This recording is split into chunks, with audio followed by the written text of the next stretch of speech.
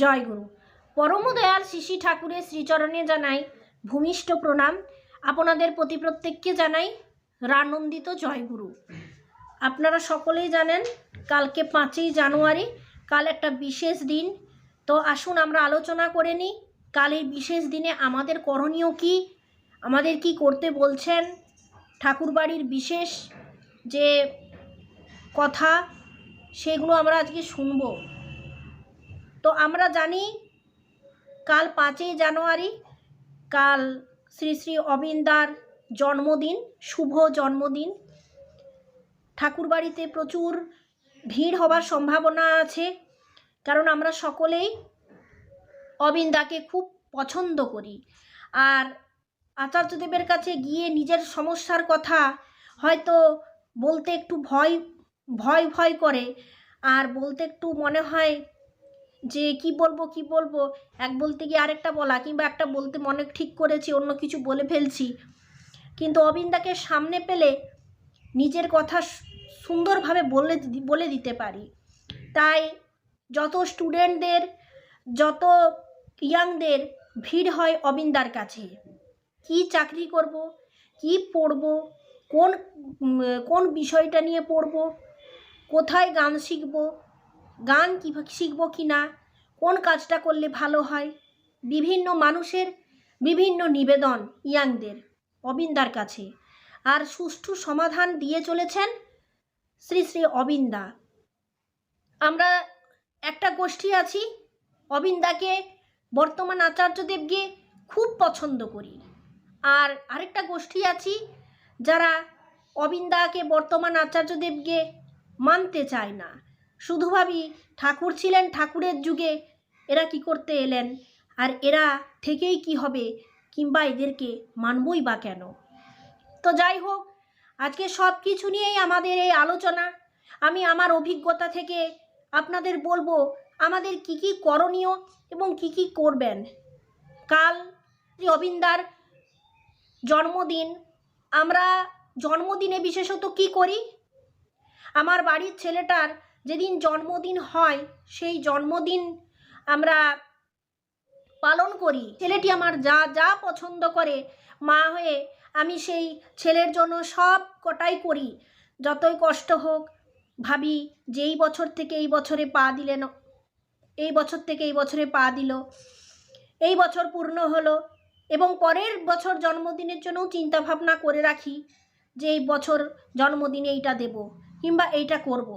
তাই যেহেতু তার জন্মদিন, পূজনীয় অবিন্দার জন্মদিন, আমাদেরও কিছু করা উচিত, তার চাওয়াটাই আমাদের করা উচিত। আপনারা নিশ্চয়ই জানেন যে পূজনীয় অবিন্দা আমাদের জন্য কি পরিবর্তন এনেছেন। আমি পয়েন্ট ওয়াইজ আপনাদের বলছি, সেগুলো নোট করুন এবং সেগুলো চিন্তা করুন যে অবিন্দা বলেই কিন্তু পেরেছেন। আজও তার এক বিন্দুও সময় নেই নিজের জন্য। সেই নিজের জন্য সময়টা তিনি ঠাকুরকে দেন, এবং প্রত্যেক জায়গায় যাতে ঠিকঠাকভাবে কাজ করা হয় তার জন্য তিনি সচেষ্ট হয়ে থাকেন সব সময়ের জন্য।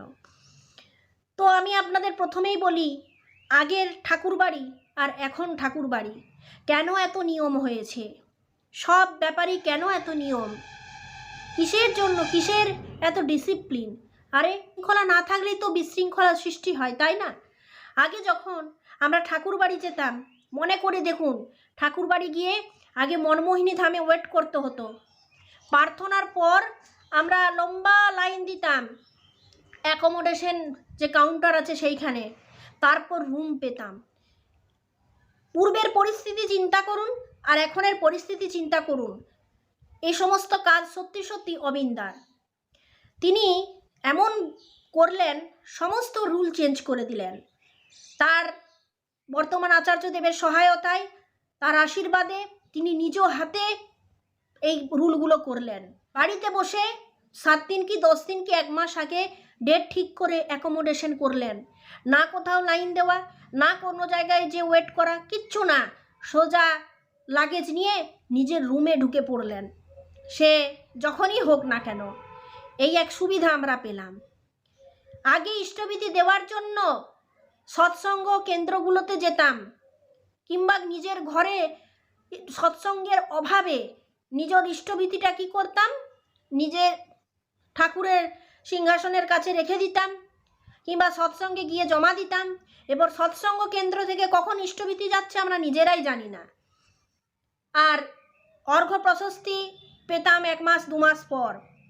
এখন ইষ্টভীতি করার পর 30টি দিনের দিন ইষ্টভীতি অনলাইনে সেন্ড করছি সোজা ঠাকুর বাড়ি, সাথে সাথেই দিয়ে পেয়ে যাচ্ছি অর্ঘ্য প্রশস্তি।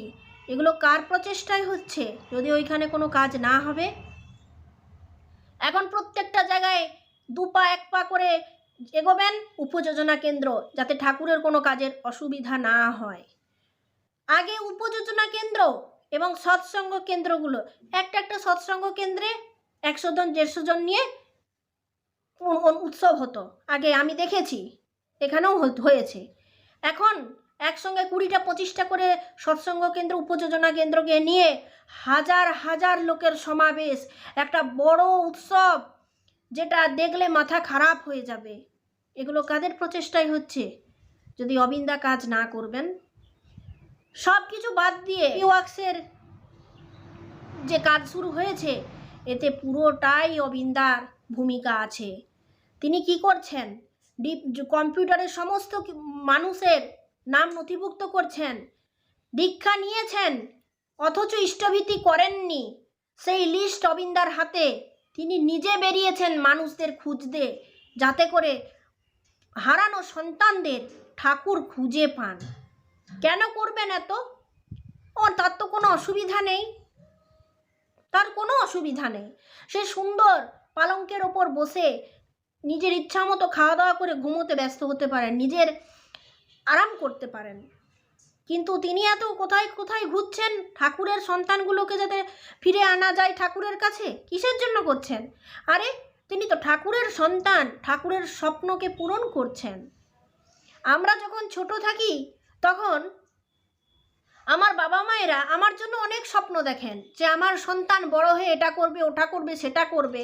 তো আমি যদি প্রকৃত আমার বাবা মায়ের সন্তান হয়ে থাকি আর তাদেরকে ভালোবেসে থাকি, তাহলে আমারও উচিত তাদের স্বপ্ন পূরণে ব্রতী হওয়া এবং কঠোর সাধনা করে বাবা মায়ের স্বপ্নকে পূরণ করা উচিত। সেই হচ্ছেন আমাদের অবিন্দা, যিনি কঠোর সাধনা করে নিজের আরামকে ত্যাগ করে, সব কিছুকে ত্যাগ করে সে লেগে পড়েছেন ঠাকুরের স্বপ্নকে পূরণ করার জন্য। একইভাবে আচার্যদেবের সহায়তায় আচার্যদেবও দেখছেন যে কি বাস্তব পরিস্থিতি, অবিন্দার কি কার্যক্রম। আর এই অবিন্দার কার্যক্রম দেখে খুশি হয়েছেন শ্রী শ্রী দাদাও। আজ তিনি সশরীরে নেই, কিন্তু তার আশীর্বাদ যে কতখানি ফলে গেছে আমরা সেটা কিন্তু সকলেই দেখতে পাচ্ছি।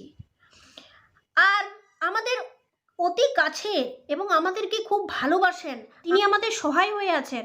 আর তার জন্যই আমাদের ভালোবেসেই তিনি বলতে পেরেছেন যে যখনই কোনো অসুবিধা হবে চলে আসবেন, আমি আছি জোসিটি স্টেশনে, আপনাদের জন্য দাঁড়িয়ে থাকব। তিনিই বলেছেন, এটা আমরা সকলে শুনেছি। তারই জন্মদিন কাল, তার জন্য তিনি যা চাইছেন, তিনি কি চান? তিনি না কেক কাটতে চান, না ভালো মন্দ খেতে চান, না কোথাও যেতে চান। তার চাওয়া হচ্ছে আমরা সকলেই ঠাকুরের কাজে লেগে পড়ি একসাথে। এই বছরের প্রথম দিন থেকেই যদি আমরা শুরু করি, তাহলে আমরা যদি সকলে প্রচেষ্টা করি, তাহলে নিশ্চয়ই এই কাজ থামবে না। ঠাকুর বলছেন, মানুষ আপন টাকা পর, যত পারিস মানুষ ধর। ঠাকুর বলছেন, মানে ঠাকুরের কাছে মানুষটা খুব গুরুত্বপূর্ণ, জানেন তো। আমরা সকল মানুষ যদি ঠাকুরের চরণ ধরে থাকি আর ঠাকুরের কাজে লেগে পড়ি, তাহলে অবিন্দা খুশি হবেন। আমাদের যে অনুষ্ঠানগুলো হচ্ছে, প্রত্যেকটা গুরু ভাইদের দায়িত্ব। এই তো ডিপি ওয়ার্কসের কাজ করে আমাদের এখানে। আমার এক গুরু ভাই আছে, বয়সটা বড়ই কম, কলেজে পড়াশোনা করে, অথচ অবিন্দার সঙ্গে তার এমন যোগাযোগ আমি নিজে দেখতে পাচ্ছি। তাকে অনেক দূর দূর পাঠাচ্ছেন অবিন্দা, তিনি সুন্দর কাজ করছেন। বয়স খুব কম, ছেলেটি পড়াশোনা করছে এবং তার সঙ্গে সঙ্গে অবিন্দার কথা মতো কি সুন্দর ডিপি ওয়ার্ক করছে, কি সুন্দর কাজ করছে। অবিন্দা এইরকম কয়েকটা ছেলেও রেখেছেন, অবিন্দার কাছে থাকে। তারা যেখানে যেখানে অবিন্দা তাদেরকে পাঠান সেখানে সেখানেই যান ঠাকুরের কাজ করার জন্য।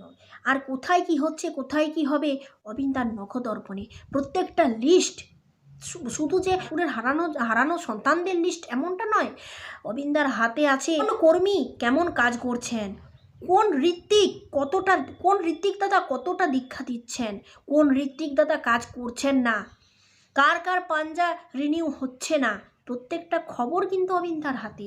এত আপডেট, শুধু অবিন্দা নিজে আপডেট নন, তার কম্পিউটারগুলোকেও তার সাথে কর্মীদের দিয়ে আপডেট করিয়ে রেখেছেন। যান এখন ঠাকুরবাড়ি, প্রত্যেকটা জায়গায় রুল। কে করেছেন এত রুল? সব কার্যক্রম কিন্তু অবিন্দার। তার জন্য তিনি বসে নেই, তিনি সব জায়গা ঘুরছেন ঠাকুরের স্বপ্নকে পূরণ করবার জন্য। তাই তাকে খুশি করতে হলে তার কথাগুলো শুনে আমরাও ডিপি ওয়ার্কসের কাজ করি। এই ডিপি ওয়ার্কস কাজটা, এই ডিপি ওয়ার্কস কথাটা এলো কোথার থেকে?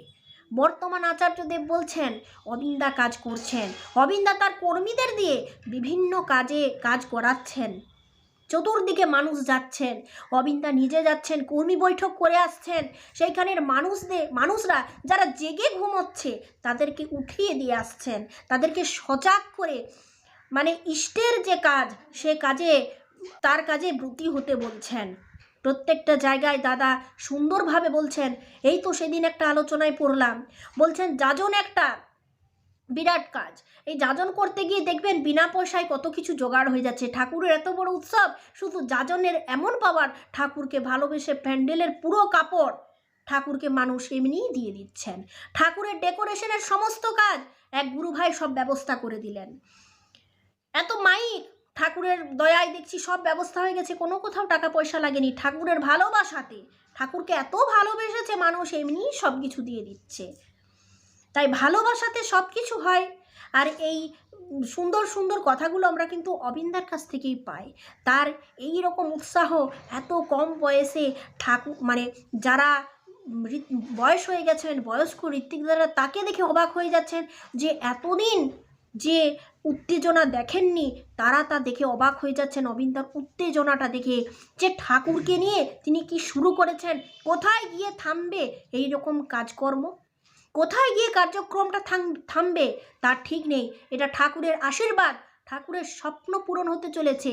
আমরা আমাদের বাবা মায়ের স্বপ্ন পূরণ করতে যেভাবে কঠোর সাধনা করি, ঠাকুরের স্বপ্ন পূরণ করবার জন্য অবিন্দাও কঠোর সাধনায় ব্যস্ত। এই সাধনা তার পূরণ হবেই হবে যদি আমরা সাথে থাকি। কারণ আমরা মানুষরা যদি ঠাকুরের কাজ করি তাহলে কোনোদিন এ কাজ থামবে না। ডিপি ওয়ার্কসের কাজ চলতে থাকবে। একদিকে হারানো সন্তান ফিরে আসবে ঠাকুরের চরণে, আর একদিকে নতুন সন্তান আসবে ঠাকুরের কাছে, নতুন দীক্ষা হবে। তাই প্রতিদিন হাজার হাজার শ জায়গায় জায়গায় দীক্ষা হচ্ছে। দীক্ষার কাজ কোথাও বন্ধ নেই। আপনারা ভেবে দেখুন, কাল এই অবিন্দার জন্মদিনে আপনাদের করণীয় কী? ভালো গিফট দিলেই যে অবিন্দা স্বীকার করবেন এমনটা না। ভালো কাজ করুন, যেগুলো অবিন্দা চাইছেন সেই কাজগুলো করুন, ঠাকুরের কাজ করুন। প্রত্যেকটা জায়গায় জায়গায় গিয়ে মানুষকে জাগিয়ে তুলুন। যারা ইষ্টভীতি করেননি তাদের নাম নিজের ডায়েরিতে লিখে রেখে তাদেরকে বসে থেকে কাজ করান, নিজেও করুন, তাদের করান। আপনার এলাকায় যদি মানুষ ঠাকুরকে চিনেও ভুলে যায় তাহলে সেটা আপনারই দোষ, কারণ আপনি সেটা ঠিকঠাকভাবে নিজে জাগেননি, তার জন্যই ওদেরকে জাগাতে পারেননি। তাই আগে আপনাকে জাগতে হবে। এই কাজগুলোই অবিন্দা করতে বলছেন, আর অন্য কিছু নেই। তার কাছে যান, গিয়ে বলুন আমি এই কাজগুলো করেছি, এই মানুষগুলোকে জাগিয়েছি। এগুলোই আসলে অ্যাকচুয়াল আমাদের কাজ, তাকে খুশি করার জন্য। যাই হোক, আপনারা সকলেই সুস্থ থাকুন, ভালো থাকুন। পরমদারের কাছে প্রার্থনা করি যেমন অবিন্দা ভালো থাকেন, সুস্থ থাকেন এবং ঠাকুরের কাজ এইভাবে করে যেতে পারেন। জয়।